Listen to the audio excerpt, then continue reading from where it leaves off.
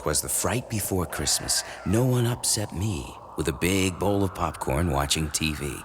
I stretched, gave a yawn, settled back in my chair, in hopes that St. Nicholson soon would be there. The children were lying awake without sleep. They'd seen all his movies. He gives them the creeps.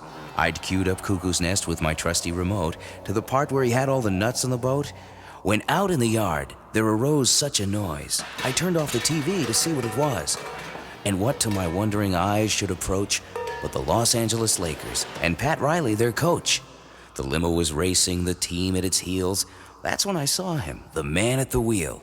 He ranted and cursed, waved round his swizzle stick, and I knew in a second it must be Jack Nick. More rapid than the Celtics, these Lakers they came. He screamed like a madman and called them by name. Now Magic, now Worthy, now Scott and Kareem, on Cooper, on Rambus, and the rest of the team. Down the chimney, St. Nicholson came with a groan. Then he brushed off the soot and said, "Honey, I'm home." He was wearing a trench coat, with beer it was stained, and a shirt clawed to shreds by Shirley MacLaine. He had a fat face and a flabby beer belly, from too many trips to the bar and the deli. Yeah, it's tough when an actor becomes fat and lazy. I only get calls to play weirdos and crazies. Middle-aged has-beens with washed-up careers. But I'll fix them all and play Santa this year. And with that, he buried his head in the sack and said, "Let's see what you get from your old buddy Jack. A hatchet for Daddy." He reared back his head to scare all those little buggers upstairs in bed, and a stiff drink for Mommy in a nice tall glass. She could really use something to kill that bug up her chimney. With a wink of his eye and a twist of his face, he threw all the stockings into the fireplace. What could I do? What could I say? What would I wear on my feet Christmas Day?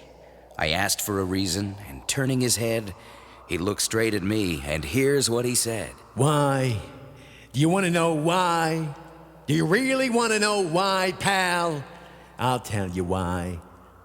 When you're out Christmas shopping, you know, doing your little Christmas things with all your little Christmas friends, spreading all that Christmas cheer with those stupid Christmas songs.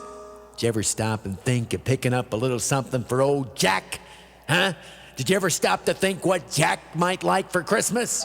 You know, Jack from the movies, up on the big screen, pouring his heart out, giving it everything he's got, day in and day out, just trying as hard as he can to bring a tiny little bit of sunshine into your miserable little humdrum lives.